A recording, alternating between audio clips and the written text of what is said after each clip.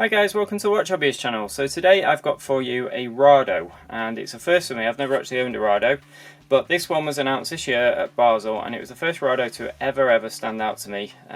You know, normally they're those sort of elongated sort of designs, which are all ceramic, and sure, I get that. I totally understand, you know, the appeal of those to a certain market, but for me personally, it just never appealed.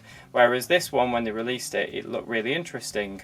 And I like the fact it's a limited edition. You know, I like my limited editions or limited hard to get watches. That's just how I like my watches to be. So this fell into that category as well. But I think the most standout feature for me was that this is actually a 37mm watch. Now it's actually, I've just measured it before, it's actually a 37, well, I was getting it to 37.3 or so. So there you go, just about 37.3mm diameter. So in 2017, finding a men's watch that is a 37mm diameter is very unusual. The only ones that sort of spring to mind are sort of like the Audemars Royal Oak, you know, that type of watch where sometimes you get them in dressier sizes, but certainly finding a diver, or a diver style should I say, is unusual. It's not something you see every day. But I really find that very refreshing. Don't get me wrong, I like my bigger watches. I've got a deep sea, which absolutely dwarfs this. In fact, I think I was looking at it, and by the looks of things, this sort of diameter here looks about the same as the inner dial and rehaut on the deep sea. So it really is a very small watch, but it was something that really caught my eye in the store. So I did look out for this for quite a while, and then I forgot about it. And then I was passing a store and I saw it in the window and remembered that I was interested in it, went in and ended up buying it. So it's got a few really sort of nice features, and I'm going to go through those shortly. The price point here in the UK is about £1,400, so I'm going to go into that in a bit. I don't think it's terrible for what you get here. So going into the watch, so it's a 1962 piece limited edition, which is basically 1962 is when the original model was released, and it's part of the Swatch group, of course. So Omega do that with their Speedmasters. You get 1970 Speedmaster whatevers and things like that. So there's usually some kind of reference to how many makes it viable to produce, I guess, versus how many you know, are released into the wild, and there's always some kind of number that makes some sense somewhere. So 1962 in this case. Like I say, it's 37mm. So if you've got a small wrist, you are not going to have an issue with this watch. This is part of the Hyperchrome series, and usually that, I believe, involves ceramic. And in this case, it's not all ceramic. It's actually a stainless steel case, but the bezel is ceramic. And what's really nice about the bezel, if I can get my camera to hopefully focus, you can see hopefully that it sort of has a gradient down to the dial. It's not a flat bezel, so it has like a, maybe, I don't know, sort of about a 20-degree angle down to the dial. And then we have this fantastic crystal. Now I don't think I've ever seen a crystal like this before. It's not really a box crystal, because that would have more vertical sides to it, and it's not really a domed crystal, because at the top it's actually flat. So it's kind of an in-between, and it's sapphire crystal. It doesn't reflect too much. It's not perfect, but what it does allow you to do is see the dial really clearly. And the dial itself is a really nice feature of this watch. It's not actually the thing that I expected to stand out the most, but I think really it is, because it's a sort of chocolatey brown colour that turns into a black as you move it around. It's a sunburst effect, and it just works really well. We've got a red date wheel, we've got this sort of sulphury yellow colour going on with the hands and the hour markers, and just a very small amount of text on the dial which says Captain Cook. We've got Swiss made, and then the RADO logo. Now I'm just going to have to actually stop the watch and wind the time on, and you do that, I should add, it's not a screw down crown, but it is 100 meters water resistant, this watch, but you just literally pull it. There's no screw down facility. I'm just going to move that out of the way, and what you can actually see is if you look at the anchor, the Captain Hook logo basically on above RADO, if I move this watch quite sharply, that will move. Now it's not, you can see it doesn't really move all the time at all, so it's nice that it's not like that, but if I sort of move this around, you see it does take sort of quite a little bit of effort, but I notice when you're wearing it, it actually moves a bit more. Now it's gone the other way, and it's basically that little anchor rotates. So I think the original one did that, so that's why this one does it. But it's just a nice little feature, not essential, it doesn't actually have any function, but again, it's just a little novelty on the dial, and it's nice to see sort of a different look every time you look at the watch, probably. Like I say, we have got red text on the date wheel, which looks really, really good. The ceramic bezel, now the ceramic bezel, although this is really like a diver's style watch, being 100 meters water resistant, I guess it's not an actual dive watch, but the bezel doesn't move counterclockwise, it only moves clockwise. It has a very, very, very nice feel to it. Very firm, there's no real movement, no play in it. It's very, very solid, but it doesn't have a loomed pip anywhere on it. So no luminescence to the bezel whatsoever. It's just literally a ceramic insert with some, you know, numbers printed onto it. So that may or may not annoy some people, I don't know. The movement inside here is one of the points of contention to the price. So the movement that's in here can be found in the Tissot Powermatic, which is a much cheaper watch. It's not a cheap watch, but it's much cheaper. And it is a great movement. This one's actually running around about 3 seconds fast a day, which is great. But it has an 80-hour power reserve. So, I mean, that's better than some high-end brands. So this movement, when it came out in the Tissot watches, really intrigued me, but I didn't like the Tissot watch enough. So this is the first watch I've found that's got this movement that I actually like the look of and the aesthetics of, and I think works really well. But if you're really into your movements, then you know you will know that this movement is available in a much cheaper watch, and therefore it does make this watch look a little bit more expensive than it should be.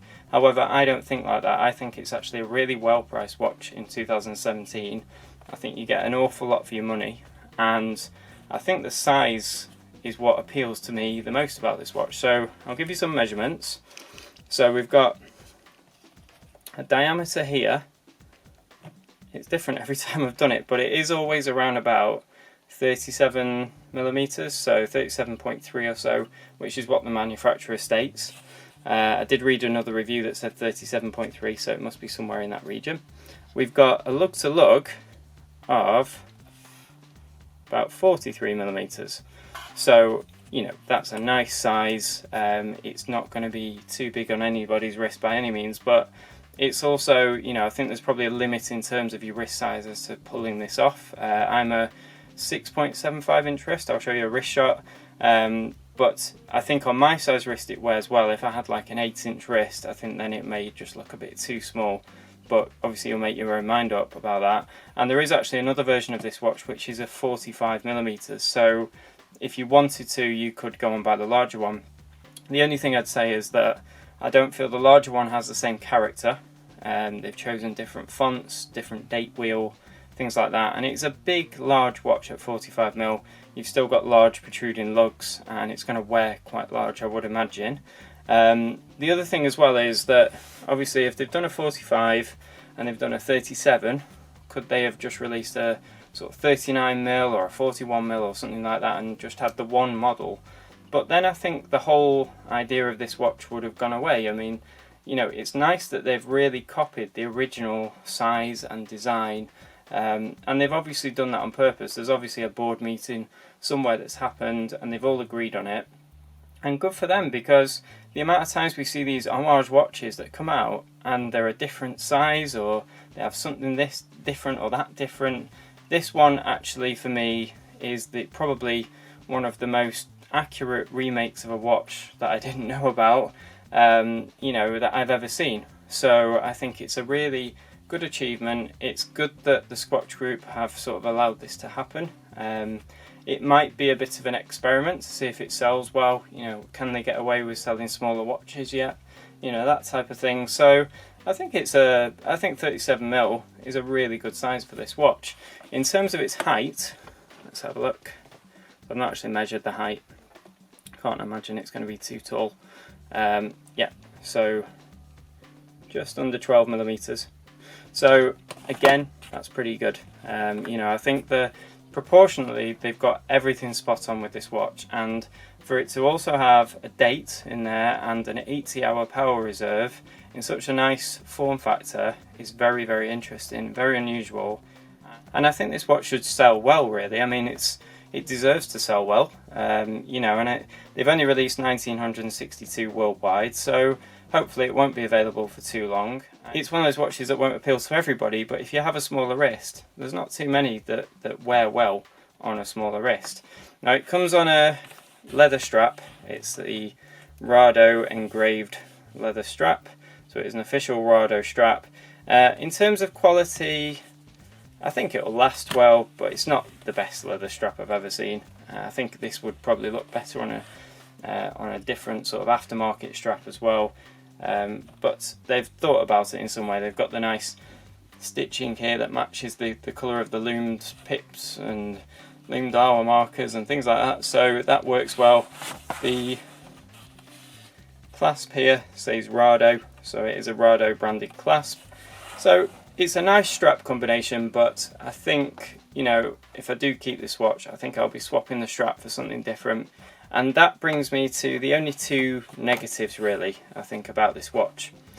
So the first one is that if you go to manually wind this watch, there is very little grip on that crown.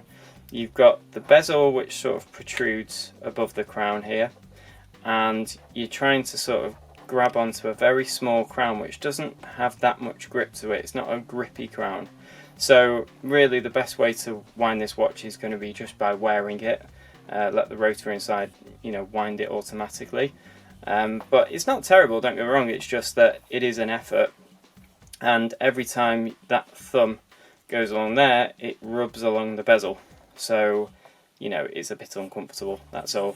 But really my main gripe, I think, with this particular watch is the strap size.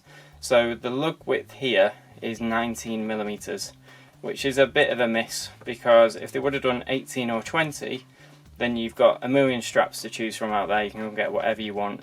But Omega, they're the same. Sometimes they do a 19mm lug, and it's just a little bit annoying. If you want to add your own strap, if you put an 18mm, it's going to have a little bit of gap, and a 20mm just won't fit unless you modify it, and then it looks a bit odd usually. So that is a bit of a shame. They could have thought that through perhaps. But apart from that, I think this is a fantastic buy for the money. The alternatives would be something like the Oris 65 Diver, but for me, I've never had one of those, I must admit. But I think I prefer just the way that this looks, the size of it.